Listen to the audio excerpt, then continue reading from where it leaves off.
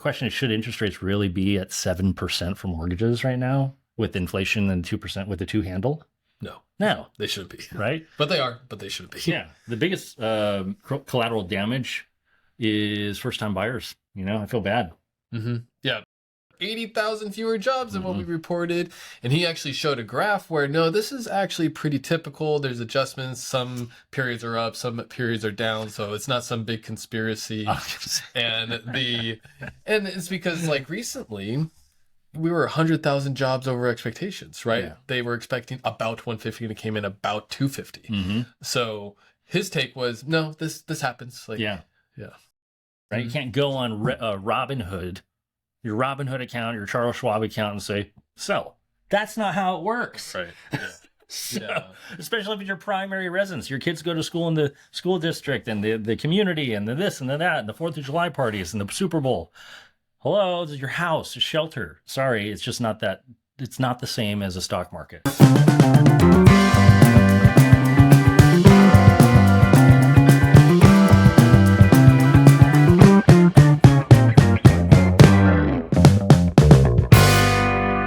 Welcome back to the Mortgage Lounge, everybody. Jason Thibodeau here, branch manager of JMJ Financial with Huntington Beach. This is Mr. Mike Grambow, one of my peers and soldiers. Let's see here. We're going to talk about a few things today. We're fresh off of our big event, our kickoff event for the new year, the forecast event we did last week with Logan Mohtashami with HousingWire, Steven Thomas with reports on housing, and there were some key takeaways from that event that I think I'd like to capture here and talk about a little bit. And a couple things. What would you like to kick it off with?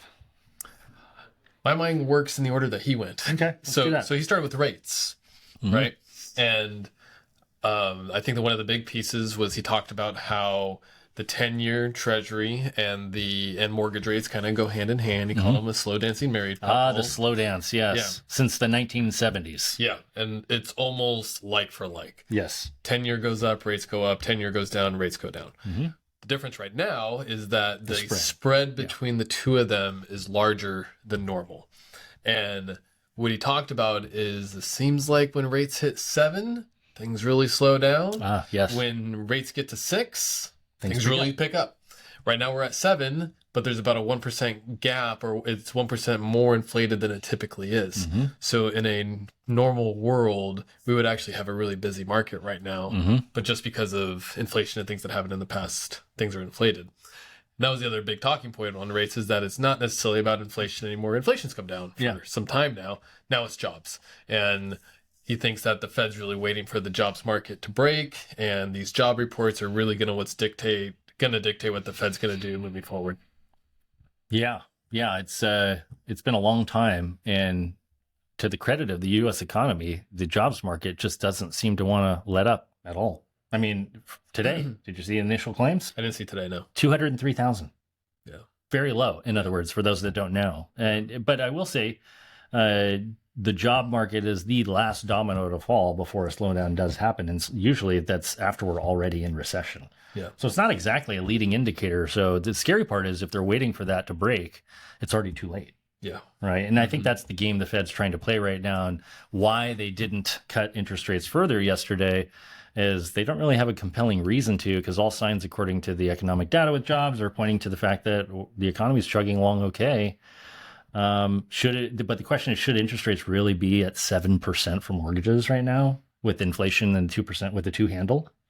No, they shouldn't be. Right. But they are, but they shouldn't be. Yeah. The biggest collateral damage is first-time buyers. I feel bad. Mm-hmm. Yeah, because people that are selling have all the equity that they've gained, especially if they bought 2019, 2020, 2021. Oh, yeah. So they have more leverage. Yeah. They can move up and keep this payment close to where they were before because of the equity. Yeah. The job reports thing was something I learned too, because we've even discussed how some skepticism of like, where are all these jobs coming from and the revisions that happen? So specifically speaking to, you'll have a big jobs number, and then a few months later they'll go, oopsie, there were 80,000 fewer jobs than what we reported. And he actually showed a graph where, no, this is actually pretty typical. There's adjustments. Some periods are up, some periods are down. So it's not some big conspiracy. And it's because like recently we were 100,000 jobs over expectations, right? Yeah. They were expecting about 150 and it came in about 250. Mm-hmm. So his take was, no, this happens. Like, Yeah. Yeah. Yeah. Things just don't happen quickly when it comes to the economy. I would equate it to a supersized jumbo version of trying to turn the Titanic. Mm-hmm. So I think the slowdown will continue because if you look at the long-term graphs of anything, there's a clear slowdown. That's the only reason inflation has come down to where it has. Yeah. But it could very well be higher for longer for another year, maybe even two. Yeah. It would be nice to see interest rates and the mortgage spread normalize a little bit further. Do you expect any of that maybe? I would like to. Yeah. Yeah. For those that don't know, mortgage spread, do we want to talk about that? I don't know. You can. How about that? Yeah. Yeah. Well, we were talking earlier about the slow dance between the 10-year Treasury and the 30-year fixed. Yeah.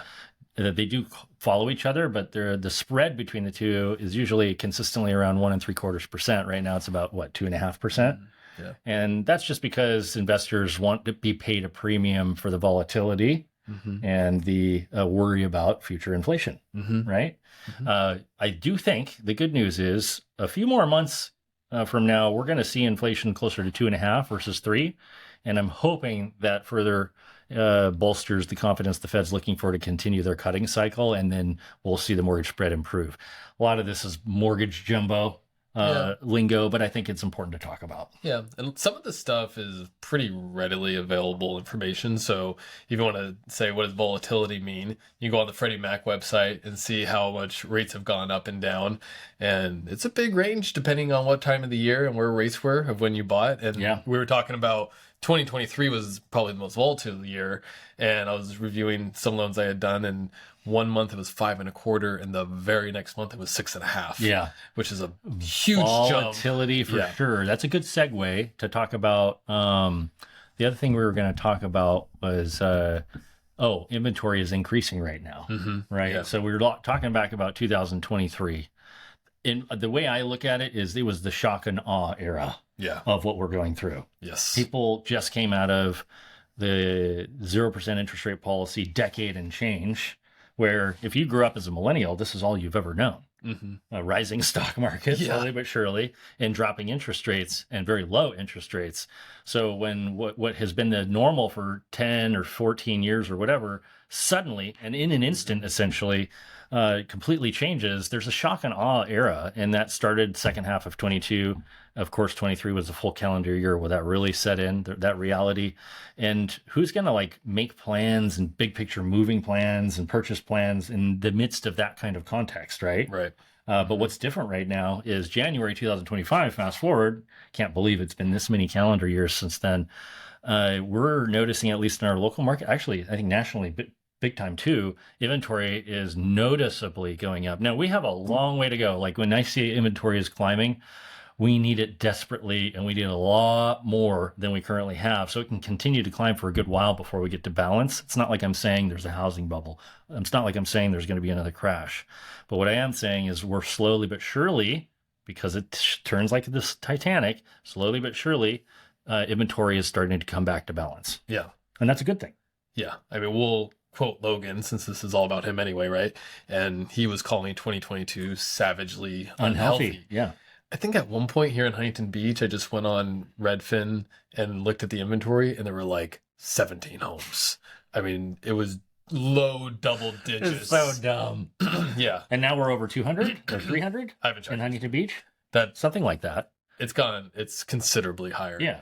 But even compared to pre-2019, inventory is very, very low compared to where it was. Yeah, we're sitting at about 2,700 homes in Orange County right now, and we need about 5,000 to 6,000 for a more balanced market. So again, inventory still needs to double from here for there to be considered to be balance between a buyer and a seller. I actually hope we get there, to be honest with you. Yeah, I think it'll be good for everybody. Yeah. More options for people. It'll slow down the crazy appreciation, which home sellers love and home buyers are hating, right? Because it's hard to keep up with what the market's doing. It is. Yeah, but the other data point in all that was foreclosures. And well, let's talk about why this market's different from 2008, since everyone is so convinced, at least on Twitter or X, depending on what you want to call it, that we're in a housing bubble. I think inventory is a big story, right? Back then, the supply demand curve was upside down. Correct. You had a glut of supply, which shouldn't mean lower prices, yet prices were going up. Mm-hmm. And there were bad loans, so there were foreclosures going crazy. So right now, even though, people are maybe unsure of what's happening in real estate, the fact is that there's more demand than supply, which is why prices continue to go up. Mm-hmm. Even with the increase in inventory, I think that we're still going to have modest appreciation here. Mm-hmm. There's just no foreclosures. Yep. There were 6 in Orange County last month. 6. And Logan showed two great graphs on this topic. One was showing foreclosures and bankruptcies back then versus now. Mm-hmm. And we made the basketball joke that right now it's too short because the graph is like this big. There's hardly anything. Mm-hmm. And part of the reason behind it is he had a graph of average FICO score back then to now. Man, yeah. And back then there were a lot more 600, 500s, under 700s. The biggest portion of the graph now is above 700. Yeah. So this is what I want just your average consumer to hear. The reason we're not in a housing bubble like it was in 2008 is because the 2008 housing bubble popped because it was a credit crisis. All right. People got loans that should not have gotten loans. That's what propped up the housing market. That's why, even with increasing supply, you said prices went up, right? Because anybody could get financing, right? Mm-hmm. Even those who shouldn't have gotten financing. Well, a certain law called Dodd-Frank in 2010 passed after that to fix this issue, and it did fix the issue. Just so we're clear, what was Dodd-Frank? Ability to repay. Mm-hmm. Like every single loan from 2010 forward, let's call it 9 out of 10 loans.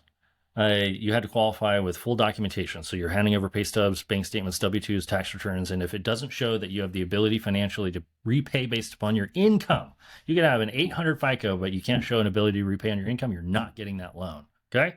That's 9 out of 10 loans that was done in the marketplace after Dodd-Frank passed. So why is now different than then? Because the vast majority of loans that were done in the last 15 years, people actually qualified for those loans, like truly qualified. And they have a 3% more or less 30-year fix, and that payment has never gone up in the last 15 years. Their wages have gone up, right? So their fixed housing cost hasn't gone up, maybe other than homeowners insurance. But even here in California, Prop 13, their property tax really hasn't budged much. Mm-hmm. So their overall housing expense, very low compared to their wages that have increased over the last 10 or 15 years. Their property values, very high. Their equity position, very high. Homeowners are in a really strong position. Yeah. Lots of equity, lots of homes that don't have any mortgages at all.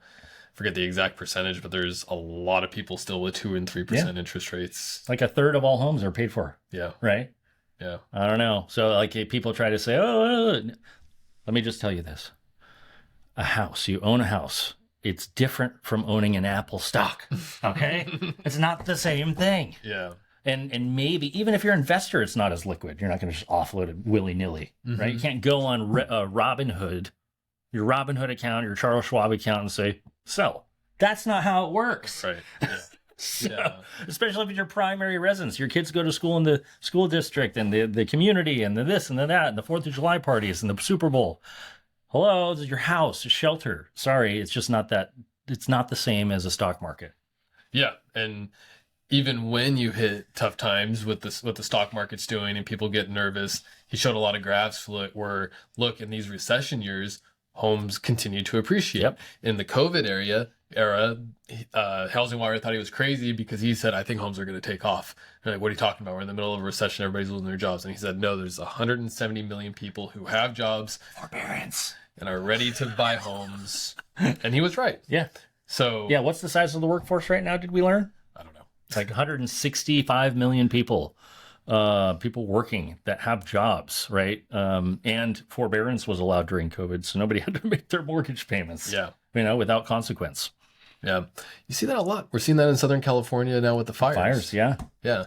So you get government support when there are big catastrophes. And I know we've talked a lot about, well, unless there's a big catastrophe, we think housing is going to be okay. And it's like, gee, maybe if there is, it'll still be okay because the government comes to help. Yeah.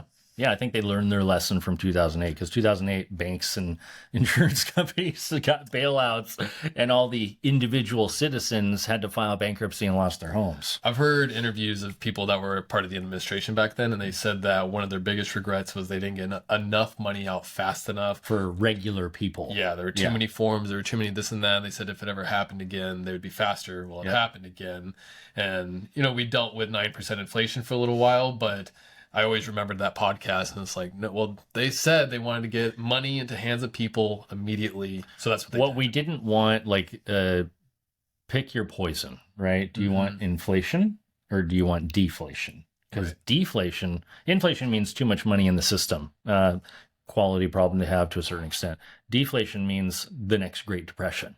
Yeah. And so that's soup lines, that's people in poverty constantly, that's people starving, that's suicides, that's crime rates going up, that's trauma, societal trauma, generational trauma. Like, what do you want, right? What's the lesser of two evils? Yeah, that was a tough time. You had to do something. Yeah. Well, on that note, we started a Facebook group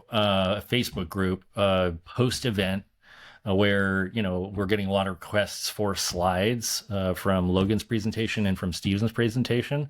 Talk about an abundance of awesomeness too, right? We started the Facebook group. If you don't have the invite and you'd like to be in the group, we shared the slides from both of their presentations in that group. We're also going to be putting content from some of our sponsors. We will not spam. We will not annoy you. We're just trying to add value because that's what we do. That's just how we operate, right? Yep. And so if you'd like to be invited, we'll include a link in what we're sending out here. Okay. Thank you so much for listening. Anything else worthy of sharing? I don't think so. I think the only other thing that was interesting to learn was the Wall Street thing and the myth that Wall Street's buying homes. And he talked about 0.06. Yeah, it was 0.0. 0.06. That's how many homes are being bought up by institutions like Blackstone or BlackRock. That was the joke. Yeah. Blackstone. Yeah. And yes, we do match. Isn't that awkward? I think it's kind of cool, but it's awkward too. It was not planned. No, definitely not. I'll text you tomorrow and see what you're wearing. Yeah. Just to make sure I wear something different. All right. Nice work, Mike. Thanks, everybody. See ya.